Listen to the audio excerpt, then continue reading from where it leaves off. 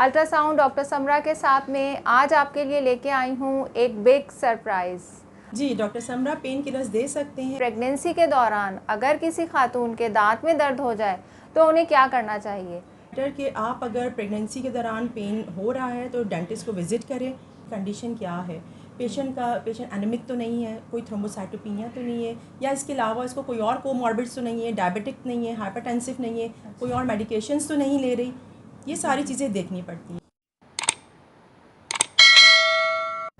औज़ुबिल्लाहि मिनश्शैतानिर्रजीम, बिस्मिल्लाहिर्रहमानिर्रहीम। अस्सलातु वस्सलाम अलैका या रसूलल्लाह व अला आलिका व साबिका या हबीबल्लाह।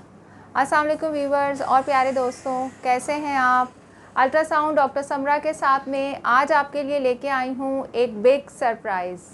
आज आपकी मुलाकात करवाने जा रही हूँ एक फैमिली डेंटिस्ट से जिनका नाम है डॉक्टर आयशा माजिद। और आज हम उनसे ये जानने वाले हैं कि प्रेगनेंसी के दौरान अगर किसी खातून के दांत में दर्द हो जाए तो उन्हें क्या करना चाहिए। क्या प्रेगनेंसी के दौरान किसी डेंटल प्रोसीजर को करवाया जा सकता है, और अगर दांत के एक्सरे की ज़रूरत पड़ जाए तो फिर क्या करना चाहिए। तो चले चलते हैं और मिलते हैं डॉक्टर आयशा माजिद से।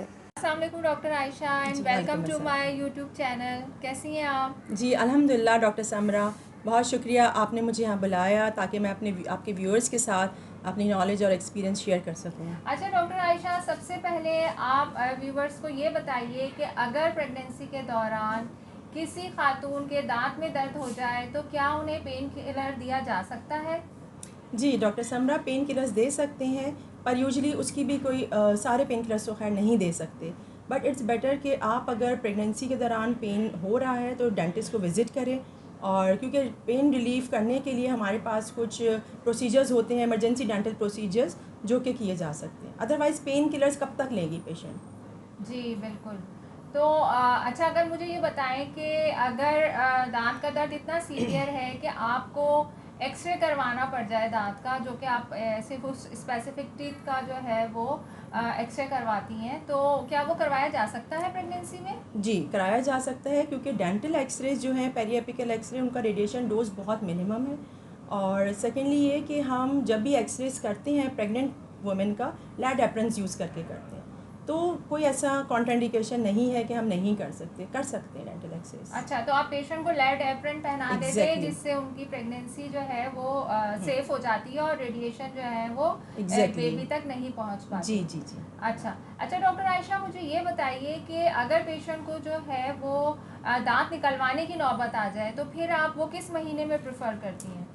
दांत निकलवाने की अगर नौबत आ जाती है तो यूजुअली हम प्रेफर करते हैं सेकंड ट्राइमेस्टर, क्योंकि अच्छा। फर्स्ट ट्राइमेस्टर तो बहुत क्रूशियल है जी, जी। और बहुत से हार्मोनल चेंजेस हो रहे होते हैं। जी। और सेकेंडली ये कि दांत पेशेंट निकलवा सकते हैं सेकंड ट्राइमेस्टर में, लेकिन अगर पेशेंट की, वही डिपेंड करता है डॉक्टर समरा कि पेशेंट की कंडीशन क्या है।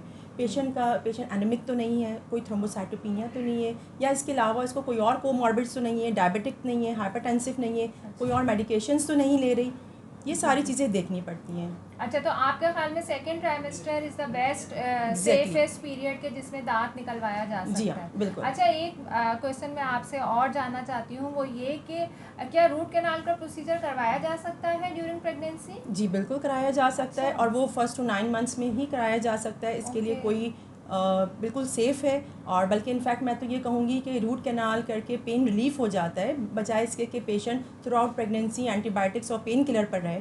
वाई नॉट कि अगर उसको पेन है तो वो चेम्बर ओपन कर दे और रूट कैनाल का प्रोसीजर प्रोसीड करे। अच्छा, तो देखें व्यूवर्स, आपने डॉक्टर आयशा के ज़रिए ये जाना कि आप पूरे 9 महीने जो है वो दांत का दर्द बर्दाश्त करने की आपको ज़रूरत नहीं है, बल्कि आप जो एग्जैक्टली। है वो अपने फैमिली डेंटिस्ट को विज़िट कीजिए और उनसे जो है वो पेन रिलीफ करवाइए और अपनी प्रेगनेंसी को जो है वो सेफली गुजारिए। बहुत बहुत शुक्रिया डॉक्टर आयशा कि बहुत आप शुक्रिया। तशरीफ़ लाईं और आपने हमारे व्यूवर से इतनी अच्छी थैंक यू। मालूमात जो है शेयर की। Thank you very much. Thank you so much. Okay viewers, मिलते हैं नेक्स्ट वीडियो में किसी नए टॉपिक के साथ। जब तक के लिए अल्लाह हाफ़िज़।